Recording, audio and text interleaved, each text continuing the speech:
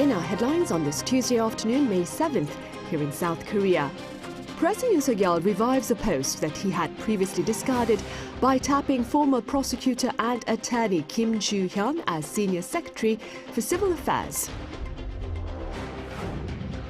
The government's emergency healthcare measures will be extended for a month more to tackle the continued vacuum at major hospitals as doctors in training remain on strike.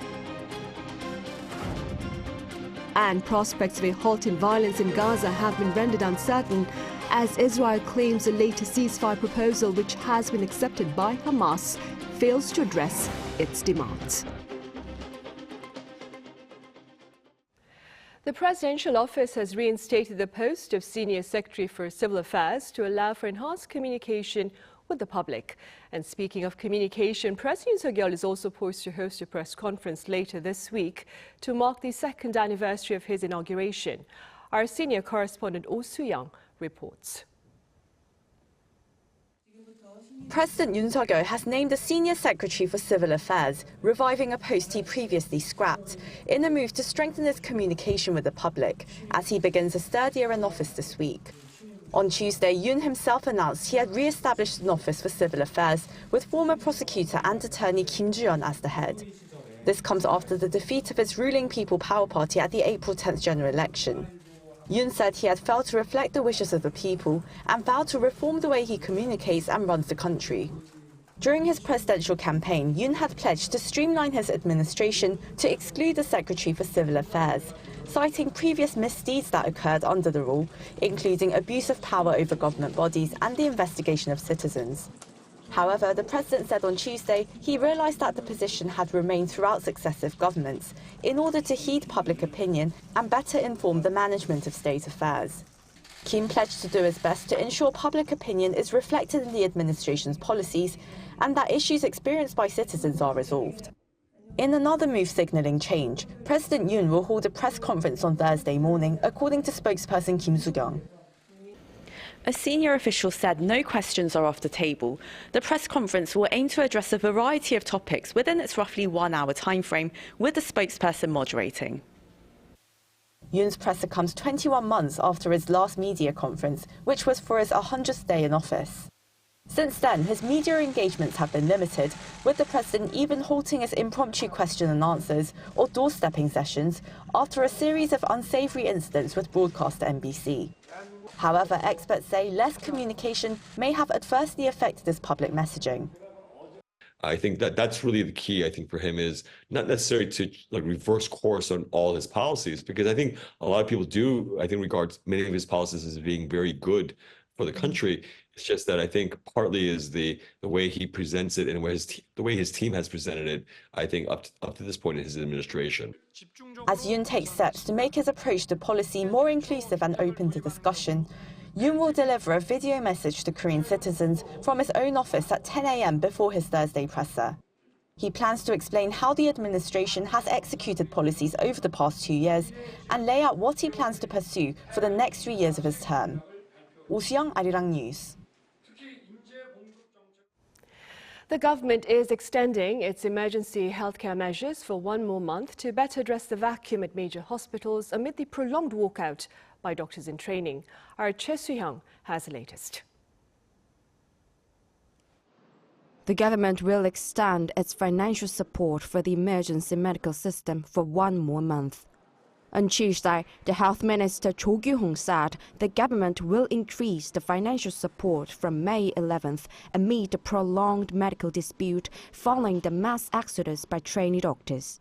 He also urged medical school professors to stop collective action regarding their statement on the 3rd to take a 1-week break if the medical school quota expansion is confirmed. Some medical school professors are discussing a nationwide shutdown on May 10th and a 1-week collective halting of work if the expansion plan is confirmed. Please stop collective action, considering patients and their families who are fighting at the crossroads of life and death. Since February, the government has been operating an emergency medical system to fill the medical gap due to collective action by trainee doctors opposing the government expansion plan. The emergency medical system is costing 190 billion Korean won, or almost $140 million each month. As part of the system, Minister Cho said the ministry will deploy an additional 36 military doctors. Currently, a total of 427 military and public health doctors are being deployed to hospitals which are facing significant shortages. Furthermore, the government plans to enhance support for specialized hospitals to the level of top-tier general hospitals. Meanwhile, the Presidential Special Committee on Medical Reform will hold a second meeting by the end of this week. Choi Soo-hyung, Arirang News. Meanwhile, Korea's foreign exchange reserves have fallen amid efforts to stabilize the market. According to the Bank of Korea on this Tuesday, the country's foreign exchange reserves amounted to just over $413 billion at the end of April, down almost $6 billion on month. The bank is linking the drop to the sell-off of dollars to ease market fluctuations, as well as a decrease in foreign currency deposits and rampant dollar conversions of foreign currency assets. As of the end of March, Korea holds the 9th largest foreign exchange reserves worldwide. Also on the local front, the average monthly wholesale price of dried seaweed surged in April to surpass 10,000 won for the first time. According to the Korea Maritime Institute's Fisheries Outlook Center on this Tuesday, the price last month hit 10,089 won per pack, up 80.1% on year. The center links the high cost to greater overseas demand for dried seaweed and believe costs will remain between the 10,000 won and 11,000 won range throughout the year.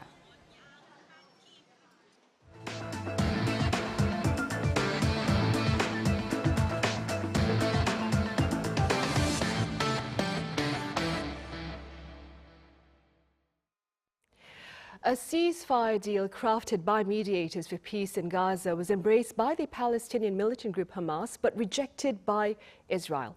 The latter, however, has voiced commitment to further talks for truce while also maintaining its attacks against Rafah.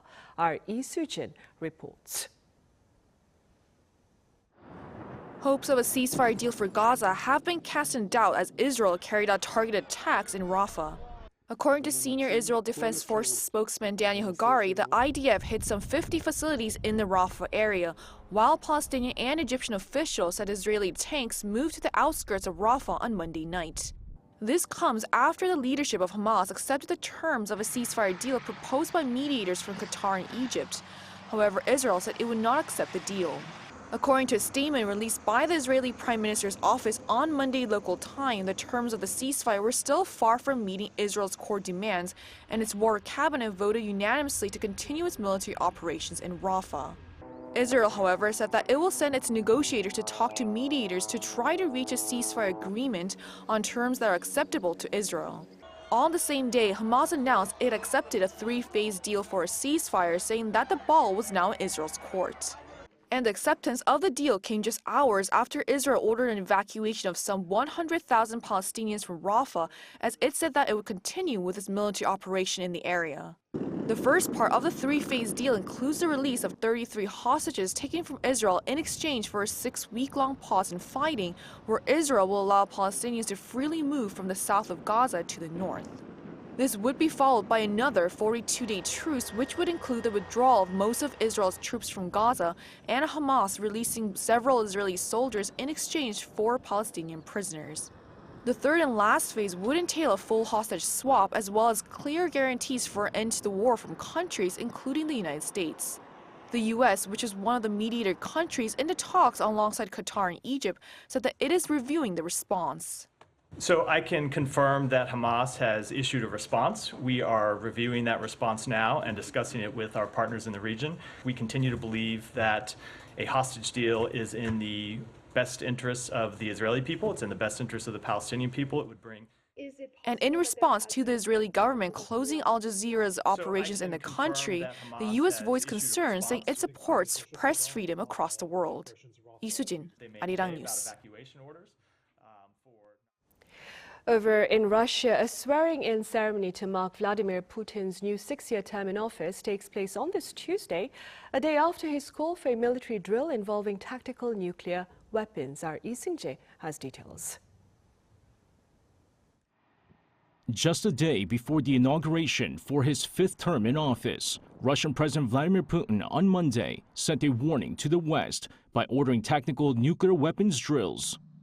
According to the Russian Defense Ministry, the Southern Military District's missile units have begun preparations for tactical nuclear weapons drills set to take place in the near future with the participation of its Air Force and Navy. The ministry explained that Putin ordered the drills to defend Russian territory and ensure its sovereignty in response to provocative remarks and threats by the West.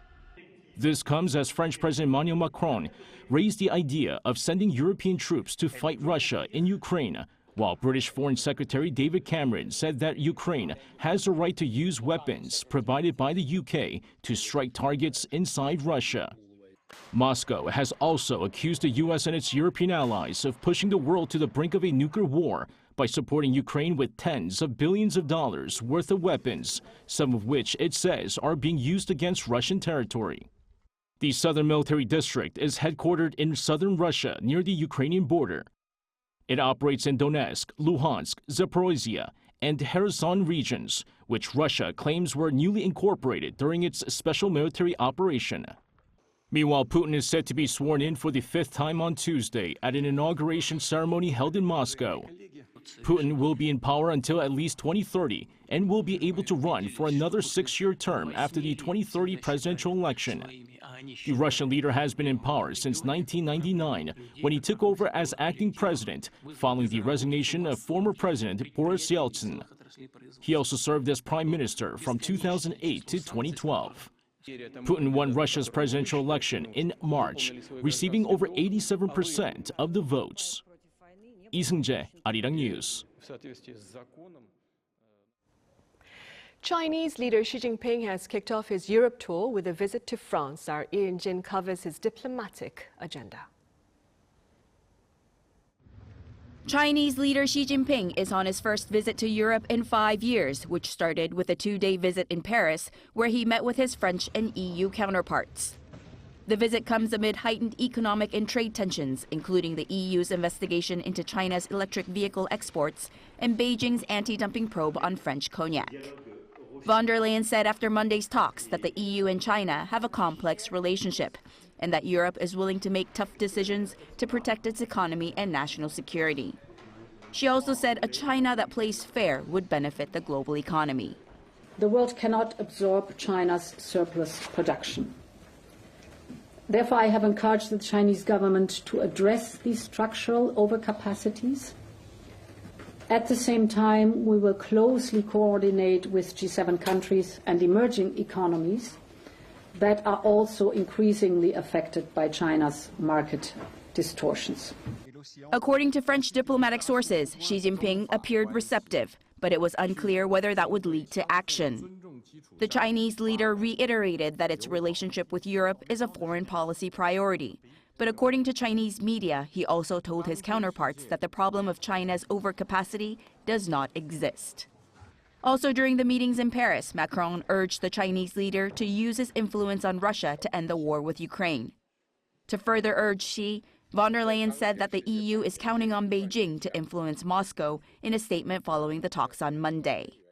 President Xi has played an important role in de-escalating Russia's irresponsible nuclear threats, and I'm confident that President Xi will continue to do so against the backdrop of the ongoing nuclear threats by Russia. The Chinese leader will be in the Pyrenees Mountains on Tuesday before his visit to Serbia and Hungary later in the week. Ian Jin, Arirang News.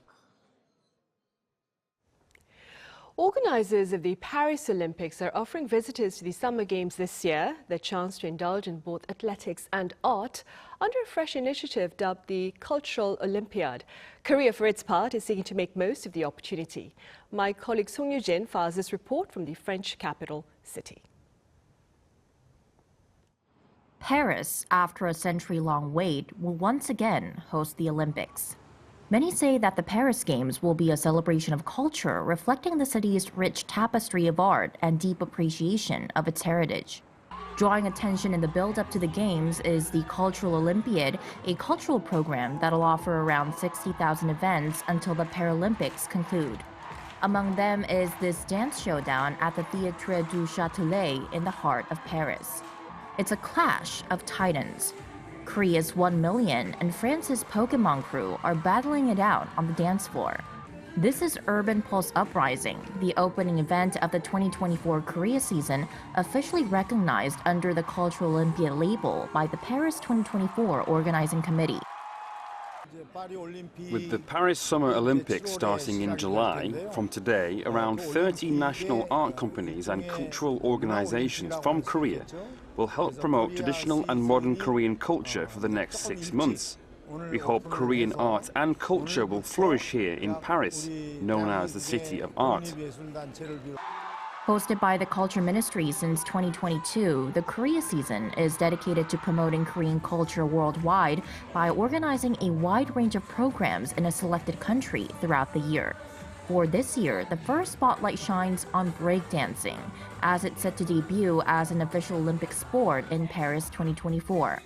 After 70 minutes of individual performances, there is a 20-minute dance battle. 1 Million is famous for its catchy K-pop choreography and boasts of the highest number of subscribers for a dance channel on YouTube. The Olympics is a global celebration, and performing here in the host city is exhilarating. We hope we can showcase K-culture and promote a positive global image through our performance. I believe breakdancing was chosen as an official Olympic event because of its blend of technical skill and artistic expression, much like figure skating. Pokemon Crew has been a heavyweight in the street dance scene for 2 decades, clinching numerous breakdancing championship titles. In the past, this theater was reserved exclusively for the elite. Now, the fact that it hosts popular cultural things like hip-hop and K-pop sends a beautiful message. A space once accessible only to a select few is now open to all. A complete sellout of tickets for over 1,000 seats is evidence of the rising popularity of K-culture in France, raising expectations for a successful Korea season this year. K-pop has taken France by storm. It's not uncommon to hear young children sing Korean songs and follow the fashion of K-pop artists. K-culture has truly become a cultural phenomenon among the younger generation. So with Thursday's opening performance, the 2024 Korea season has officially kicked off. The program will run across the French capital until October. 송유진, Arirang News, Paris. And now, imagine a laboratory that is run by robots who are supervised by artificial intelligence, because these smart labs are looking to shape future research endeavors. Our Yoon explains. This is what was recorded on a CCTV of an unmanned laboratory. There are no people, but several robots are working on something, and it doesn't seem to be a simple repetitive task. This is an experiment where nanoparticles with optical properties are being developed, and the experiment is being analyzed and conducted by AI. Similar to entering the final destination on a GPS map application, the desired ultimate result is entered, and the AI finds a way to carry out the experiment. This method has been shown to be highly efficient, as what would take humans roughly 10,000 attempts of trial and error, the AI was able to produce in 200 tries. We don't know the conditions of the experiment. So if we take 4 random input values, the AI collects related data of the properties and synthesis of each experiment. It analyzes the correlation between the substances and produces a result very close to our goal. A great advantage of the entire experiment being carried out by a robot is that it eliminates any deviation that may occur from human error, which means more precise data can be obtained. This unmanned laboratory has actually been successful in developing silver nanoparticles for solar battery cells that Korean scientists didn't have data for. Ultimately, the future of R&D is going to use smart laboratories, so it is important that there is a setup where the average researcher who is not familiar with computer programming is able to conduct research. The research team that developed this unmanned laboratory has also developed a system that automatically detects electronics overheating or other such situations that could lead to accidents, such as fires. Lee In-hee, Arirang News.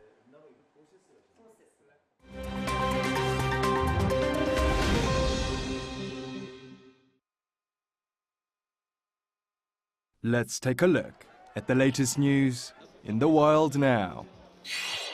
In Brazil, catastrophic floods in the southern state of Rio Grande do Sul over the past week have killed at least 83 and injured 276, while at least 111 people remained missing as of Monday. According to the Civil Defense Unit of Rio Grande do Sul on Monday, the floods also displaced over 120,000 people, while more than 850,000 residents in over 345 municipalities were affected by destroyed or damaged homes, roads and other infrastructure. Military firefighters have been dispatched for rescue missions, with more active operations set to begin once the rain stops. While weather conditions improved on Monday, local weather forecaster Metsul Meteorologia said the rains could pick up again from May 10th. In Mexico City, cannons were fired on Sunday to kick off the annual celebration of Cinco de Mayo. Now in its 94th year, Cinco de Mayo marks the Battle of Puebla on May 5, 1862, when Mexican soldiers were victorious over Napoleon Bonaparte's French forces during the Second Franco-Mexican War. Traditional festivities took place in El Peñón de los Baños district in Mexico City, where local families and residents took part in a parade. Locals were also seen wearing period costumes as part of a reenactment of the historic battle against the French. In France, bakers in the suburbs of Paris have baked the world's longest baguette. The baguette, which was 140.53 meters long, was baked on Sunday during an event for the French Confederation of Bakers and Pastry Chefs. It was approved by the Guinness World Records judge as the longest baguette in the world, allowing the French bakers to reclaim the title back from Italy, as the previous record of 132.62 meters set in Italian city of Como in 2019 was broken. The lengthy baguette was cut and shared with the public, with the majority donated to homeless people. Kim Xiang, Arirang News.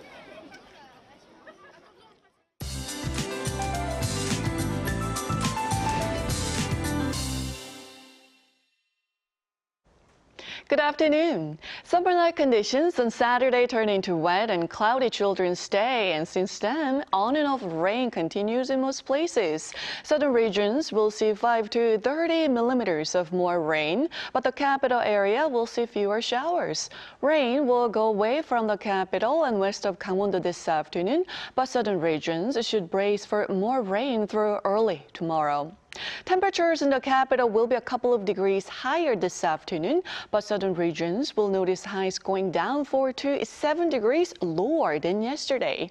For a closer look, Seoul gets up to 18 degrees, Daejeon sees a highs of 17 degrees Celsius, but Jeju will be sunny all day with a high of 21 degrees. The air quality will be decent nationwide all day today. Then pleasant weather returns tomorrow with sunnier skies. Then the weather should stay fine through the rest of the week with big temperature differences between lows and highs. With that in mind, let's take a look at the international weather conditions.